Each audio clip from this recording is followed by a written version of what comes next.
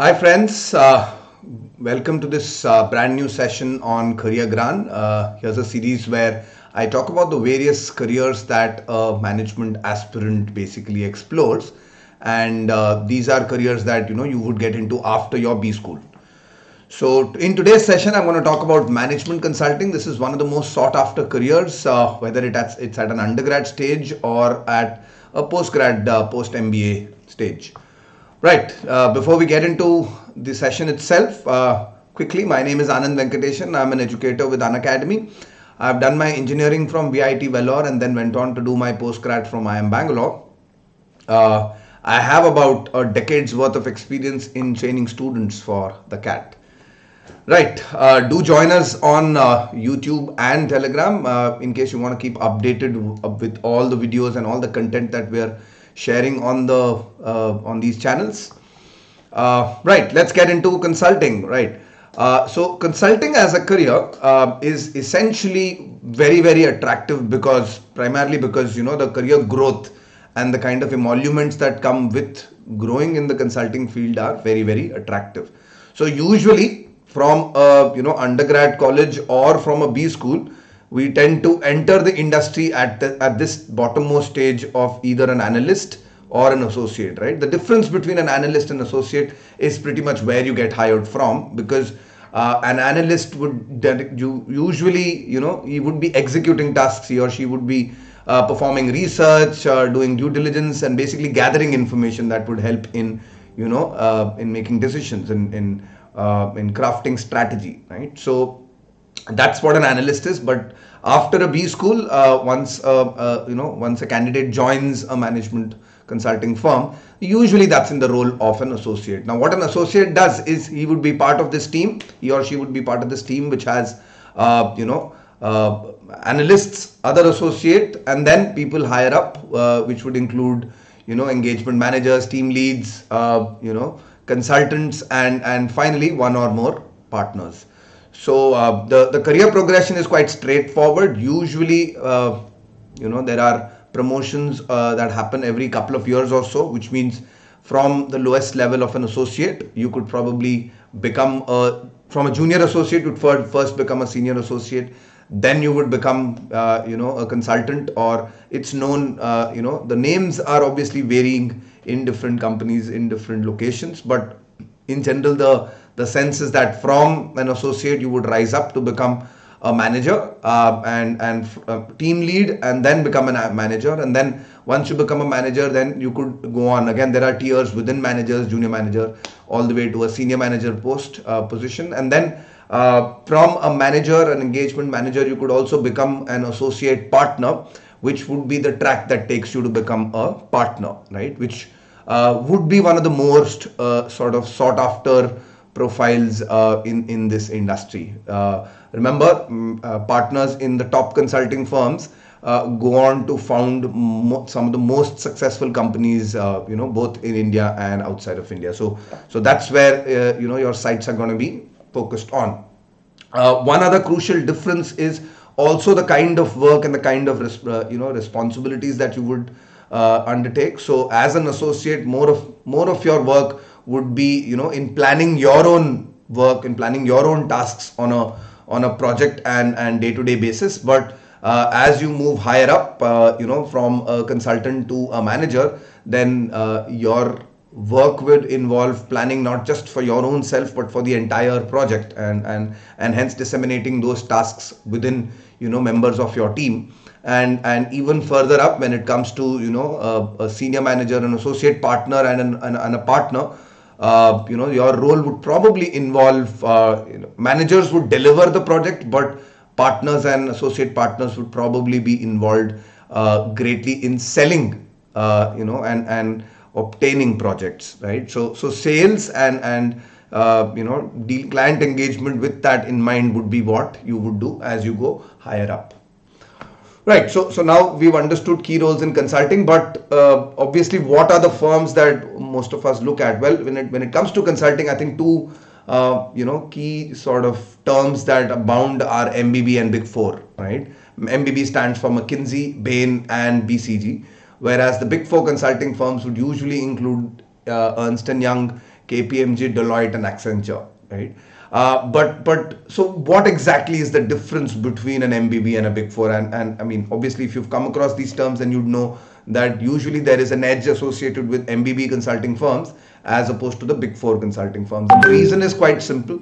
The reason is the nature of work that gets done by these companies, by these firms, because usually MBB firms typically focus on strategic consulting, management consulting, but of a strategic nature, whereas Big Four firms would probably focus largely on, each firm would have its own specialty. For example, Ernst and Young would be into risk assessment and accounting practices, whereas an Accenture will have a technology consulting, which is one of its main sort of arms. Project management, operations management, those are areas, domains where the Big Four consulting firms would probably make most of their business from, right?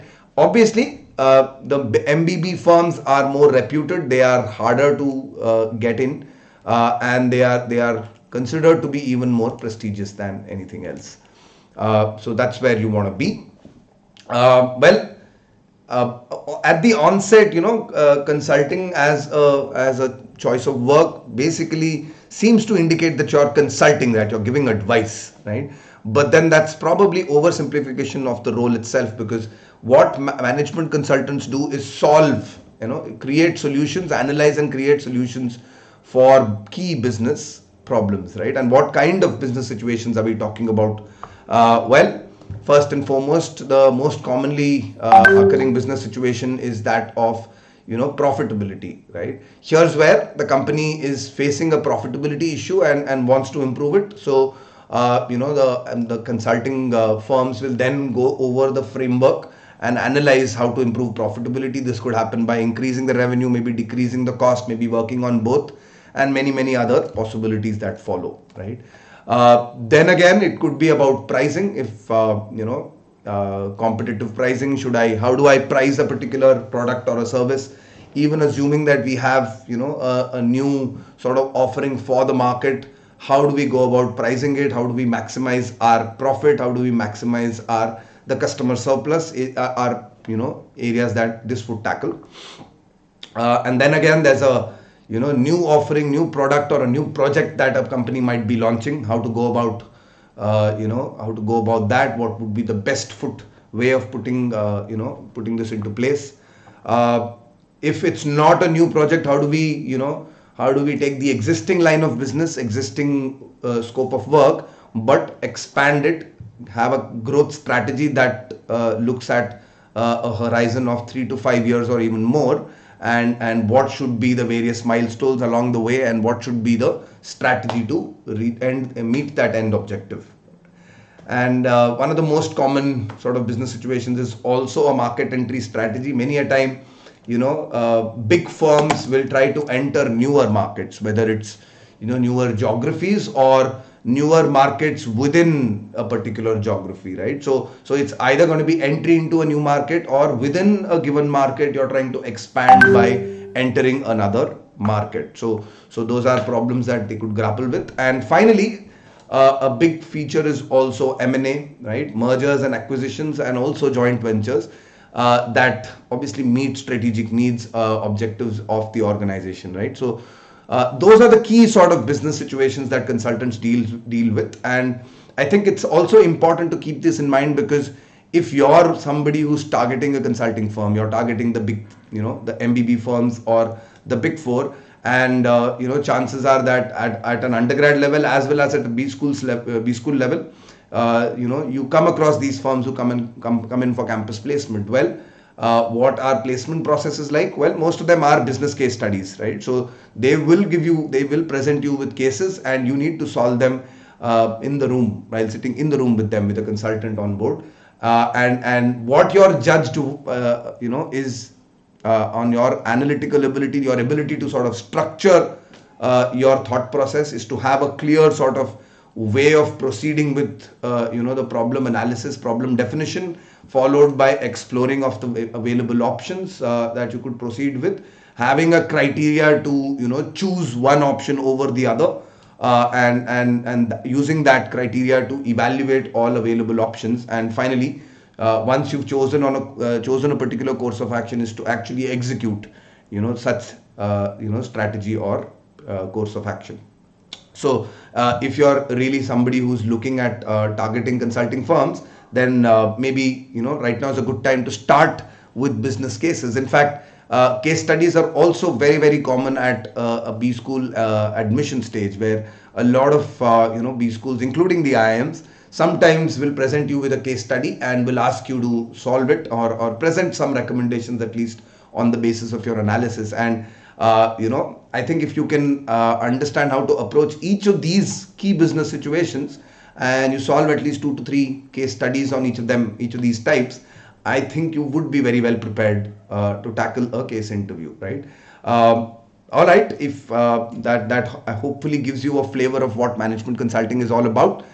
You'll hear more from me in this series of Career Gyan. Keep learning with us. Also on the Unacademy app, a plus subscription will give you this and much much more. You can learn, you can prepare for your entrance exams, you can test yourself with mocks and tests, and see where you figure on the learning board leaderboards. And subscription is quite straightforward. All you need to do is download the app, and subscribe. And when you're subscribing, you'll see many subscription plans. Don't forget to choose the longer term plans, and also to use my referral code, that's AV01, which gives you a 10% discount on any of the available plans. Remember, Unacademy is not just relevant for CAT and management exams. It helps you prepare for many other courses. So do keep learning. Also, you can learn for free on the Unacademy app in the form of special classes. So do check it out. Register with your email address, with your details, and you can start learning from the day one. All right. I hope you liked this session. Do like, share, and subscribe this video. Do follow us on YouTube and on Telegram. The channel, links are provided here on the screen. Thank you. You have a great day, and have a very prosperous new year coming ahead. Bye, guys.